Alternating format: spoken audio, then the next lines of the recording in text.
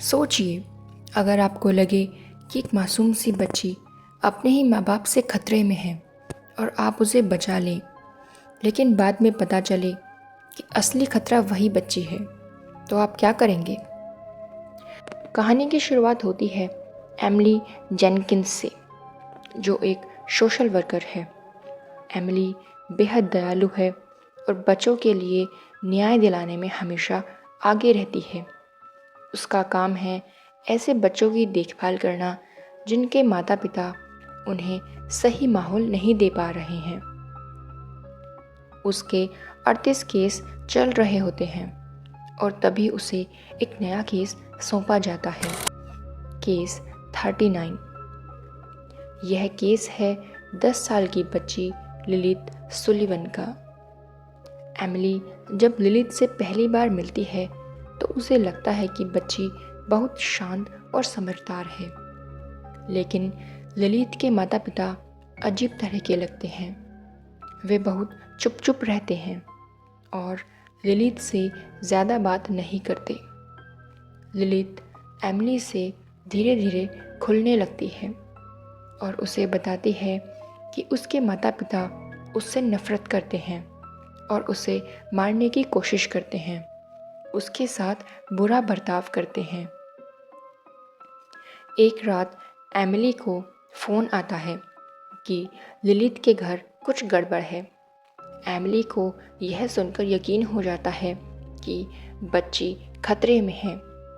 वह तुरंत पुलिस के साथ वहां पहुंचती है और अंदर का नज़ारा बहुत डरावना होता है।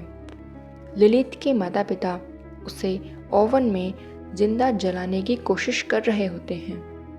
एमिली पुलिस की मदद से लिलित को उसके माता पिता से बचा लेती है और उसके माता पिता को पागल और अपराधी मानकर गिरफ्तार कर लिया जाता है। अब सवाल उठता है कि लिलित कहाँ जाएगी, क्योंकि उसके माता पिता जेल में हैं और उसके रिश्तेदार भी कोई नहीं है। एमिली को दया आ जाती है और वह कोर्ट से रिक्वेस्ट करती है कि लिलित को फोस्टर केयर में न भेजा जाए, बल्कि वह खुद उसे अपने घर पर रखेगी। लिलित अब एमिली के साथ रहने लगती है, लेकिन यह कहानी ने ऐसा मोड़ लिया जिसने सबको हिला कर रख दिया। शुरुआत में वह बहुत मासूम और प्यारी लगती है, लेकिन जैसे जैसे लिलित एमिली के घर में रहने लगती है, धीरे धीरे अजीब और डरावनी घटनाएं होने लगती हैं। एमिली का फ़ोन बार बार गड़बड़ करने लगता है। एमिली के करीबी लोग अजीब परिस्थितियों में मरने लगते हैं। एमिली का दोस्त और साइकोलॉजिस्ट डगलस लिलित से मिलता है। वह बच्ची से सवाल पूछता है, लेकिन उसी रात वह एक भयानक हेलुसिनेशन का शिकार हो जाता है और खुद को कीड़े मकोड़ों से भरा हुआ महसूस कर आत्महत्या कर लेता है। यह सब एमिली को और ज़्यादा डरा देता है।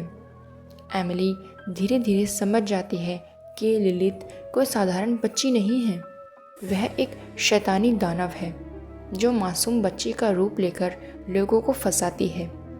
वह आसपास के लोगों के डर और कमजोरी को जानकर उन्हें मारने लगती है। लिलित मासूम चेहरे के पीछे असल में एक डिमोनिक एंटिटी होती है। वह अपने माता पिता को मारना चाहती थी क्योंकि वे उसे ख़त्म करने की कोशिश कर रहे थे। असल में उसके माता पिता बुरे नहीं थे, बल्कि वे इस बुरी शक्ति से दुनिया को बचाने के लिए उसे मारना चाहते थे। यह सच जानकर एमिली के पैरों तले ज़मीन खिसक जाती है और वह बहुत डर जाती है।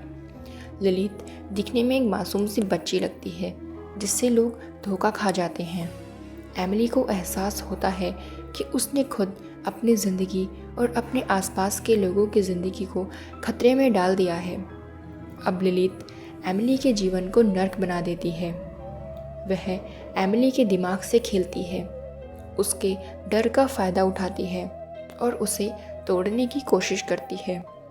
अब एमिली पूरी तरह लिलित के जाल में फंस चुकी होती है।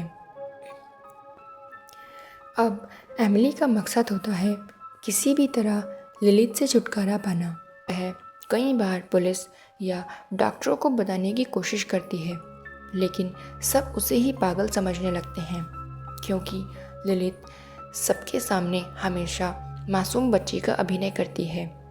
अंततः एमिली यह तय करती है कि उसे यह सब कुछ खुद ही करना पड़ेगा।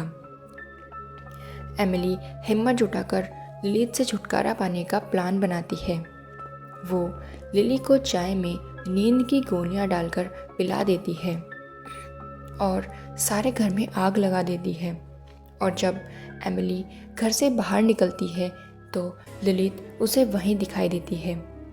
यह देखकर एमिली को बहुत गुस्सा आ जाता है और वह लिलित को कार में बिठाकर झील की ओर ले जाती है।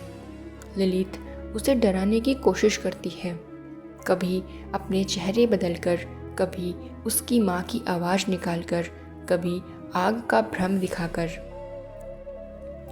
लेकिन एमिली हार नहीं मानती और कार को पानी में डुबो देती है ताकि लिलित बाहर न निकल सके। पानी भरने लगता है और लिलित पहली बार घबराकर अपना असली रूप दिखाती है। एमिली किसी तरह कार से बाहर निकल जाती है और लिलित अंदर फंस जाती है। कार पूरी तरह पानी में डूब जाती है और लिलित चीखते चिल्लाते हुए अंदर फंस जाती है और आखिरकार डूब जाती है। फिल्म के अंत में एमिली किनारे पर पहुंच जाती है। वह हांफती हुई पानी से निकलती है और ऐसा लगता है कि अब वह आज़ाद है। लेकिन निर्देशक ने अंत को थोड़ा रहस्यमयी छोड़ा है। दर्शकों को यह सोचने पर मजबूर किया जाता है कि क्या लिलित सच में मर गई या वह फिर से कहीं और नए शिकार की तलाश में चली जाएगी। फिल्म केस 39 दिखाती है कि हर चीज़ वैसी नहीं होती जैसी दिखाई देती है। कभी कभी जो लोग हमें बुरे लगते हैं वह सच में अच्छे हो सकते हैं और जो मासूम लगते हैं उनके पीछे खतरनाक रहस्य छिपे हो सकते हैं।